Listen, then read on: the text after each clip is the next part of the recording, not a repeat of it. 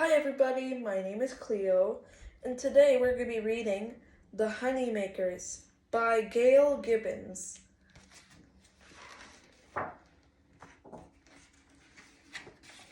It is springtime. Two beekeepers have placed a beehive on a hill.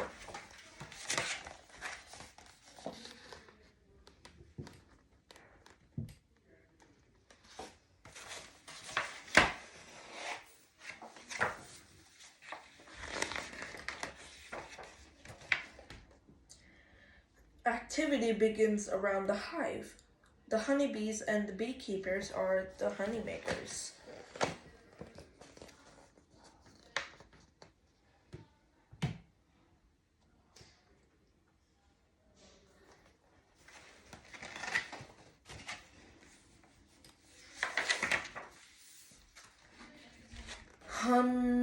Honeybees travel to and from their hive. Their earliest ancestors lived about 80 million years ago. The scientific name for honeybee comes from the Latin word Apis mellifera, meaning honey bearer. Honeybees are social creatures. They form highly structured groups called colonies.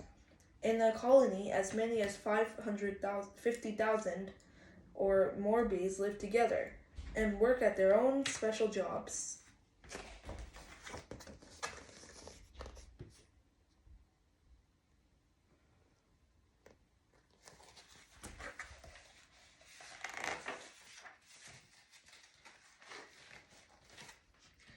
Many honeybees like to make their homes in dark, enclosed places.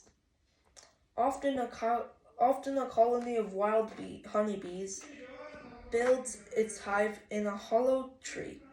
Honeybees cared for by today's beekeepers lived in box-shaped wooden hives.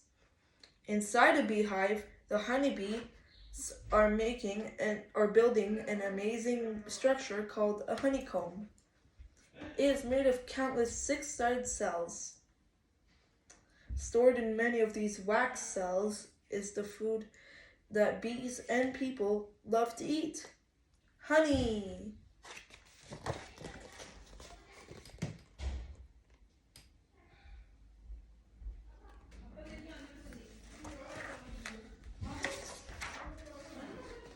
Three different kinds of honeybees live inside all beehives.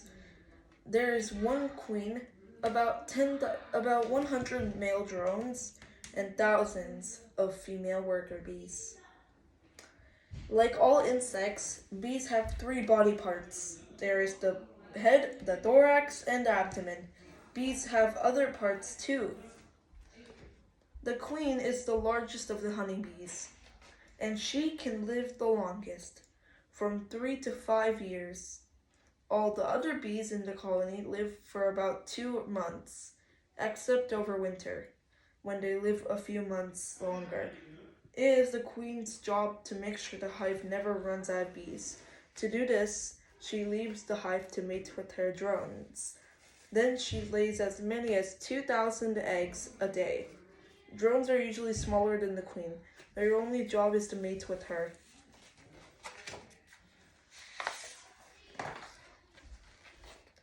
Most cells in the beehive are used for storing honey, but some are used for the queen to lay her eggs. These are called brood cells. In each brood cell, a bee will develop and grow. The largest brood cells are queen brood cells, also called royal cells. Drone cells are smaller, even smaller than the worker brood cells. The eggs in those cells will become worker bees. Although all worker bees are female, they do not lay eggs. Instead, they do the work of the hive. Most eggs the queen lays are no bigger than the period at the end of the sentence. After 3 days, a larva hatches from each one. For the next 3 days, worker bees called nurse bees feed the larva bee milk. When they feed it bee bread, a queen larva is fed royal jelly throughout its growth.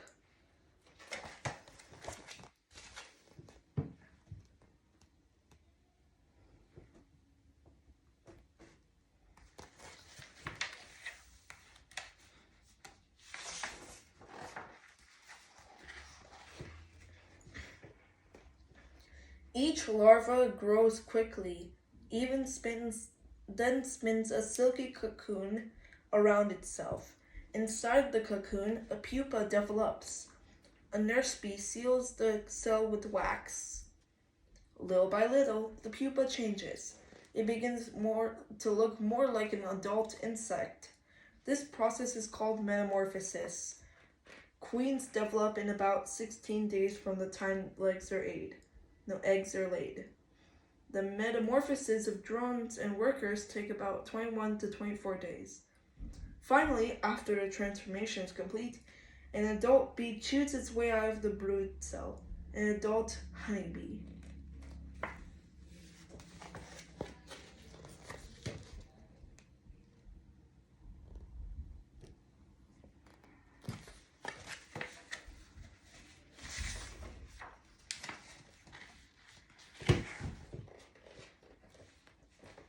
This honeybee is a worker bee.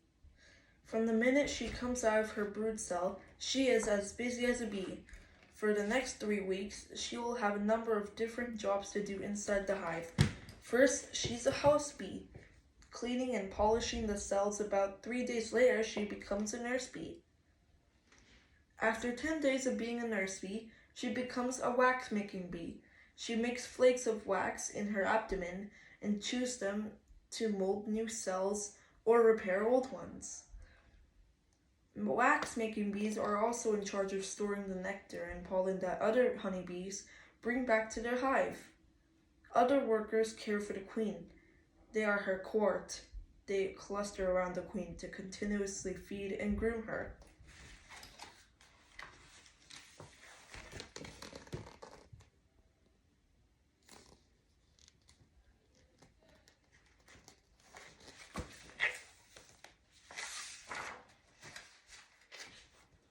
About a week later, the wax-making bee becomes a guard bee and begins its outdoor life. Guard bees protect the hive. They chase away intruders with their stingers. They also alert the other bees by spreading a special scent when they're in danger.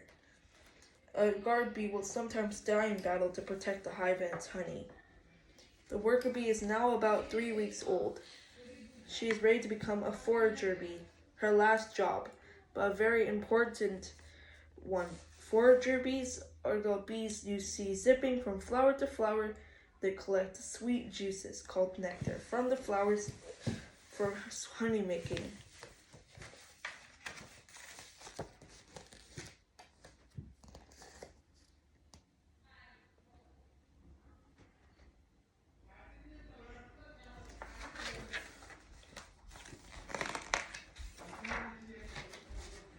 At each flower, the forager bee collects nectar with her proboscis.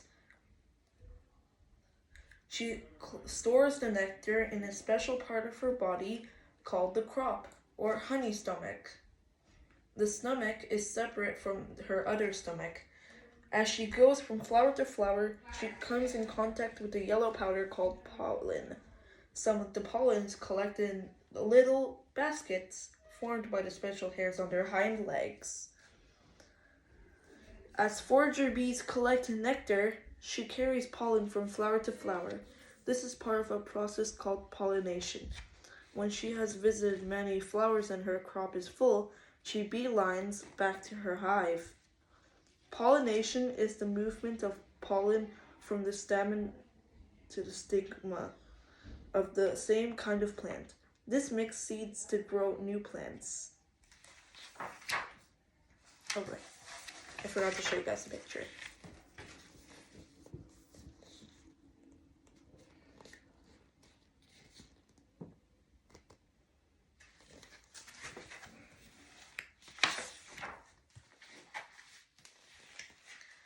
Back inside the hive, the forager bee brings up or regurgitates the nectar, meaning she throws up the nectar.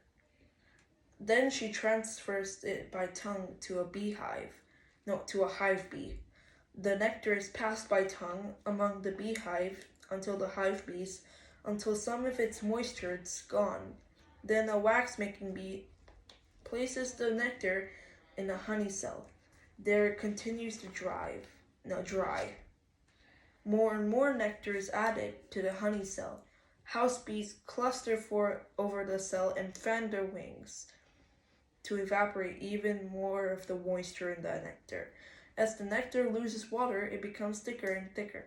Finally, wax-making bees cap or seal the cell with wax. Slowly, the nectar ripens into honey.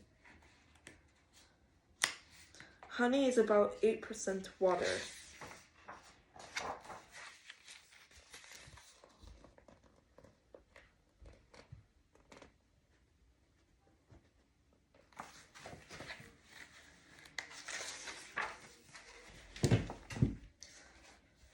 When forager bees return to their hive, they have a special way of telling the other forager bees of important discoveries, like a new location of flowers full of nectar and pollen.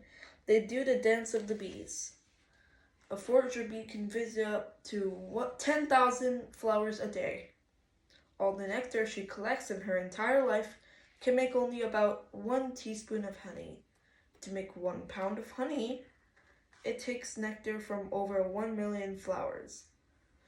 Also, different kinds of honey come from different kinds of flowers. The circle dance. The forager honeybee circles in one direction, turns around, and circles back the other way. This dance tells the other forager bees to look for new flowers anywhere within 30 feet of their hive. The wagtail dance. This dance tells the other forager bees, honeybees, that the flowers are farther than 300 feet away. The direction she dances while wagging her tail tells where the flowers are in relation to the sun. The number of wags per 15 seconds tells how far away the flowers are. Honeybees have always been valued for the honey they make. For thousands of years, people have stolen honey. Oh, what? Wait, sorry.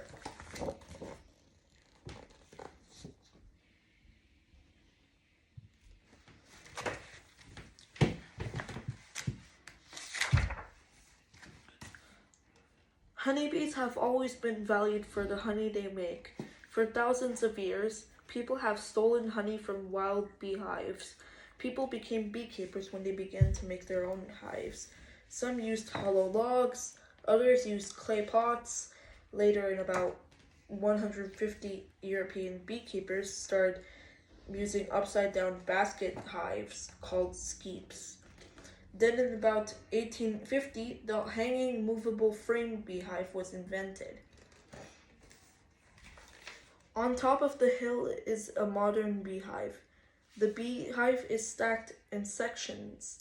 In each section hangs about 10 wooden frames, where the bees build their honeycombs. To help the bees build their honeycombs faster, the beekeepers place wax foundations on the frame. A foundation is a sheet of wax impressed on both sides with a pattern of honeybee cells.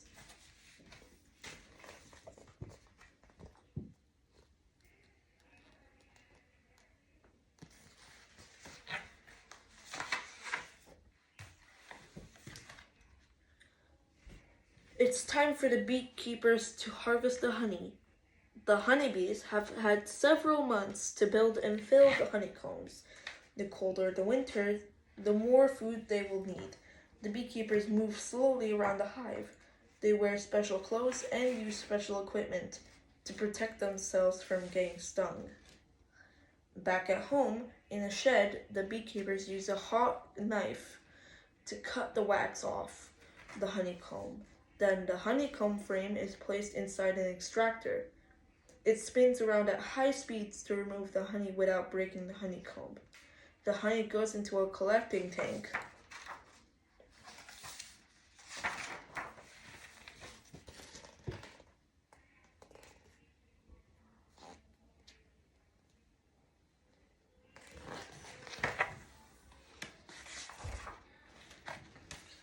Next, the honey is filtered through a screen and a cloth to remove small pieces of wax. Then the honey is packed in airtight jars.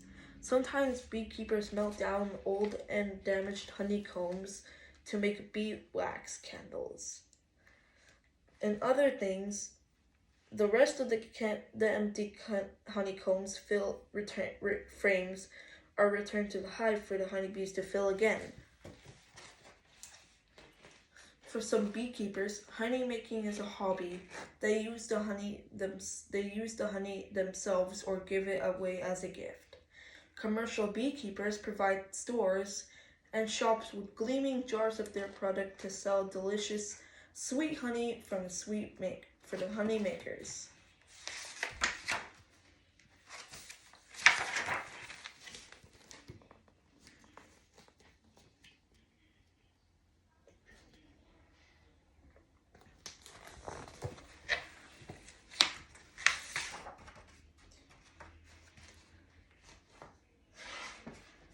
Anyways, everyone, this is the end of the book. I hope you love this book, which is The Honeymakers, and I hope you love it. Please subscribe to this channel. I would appreciate it even better if you subscribe. And tell your family and friends about this video too, and make sure to subscribe to our channel. I'll see you later in the next episode, in the next channel. No, sorry, not in the next channel. In the next video.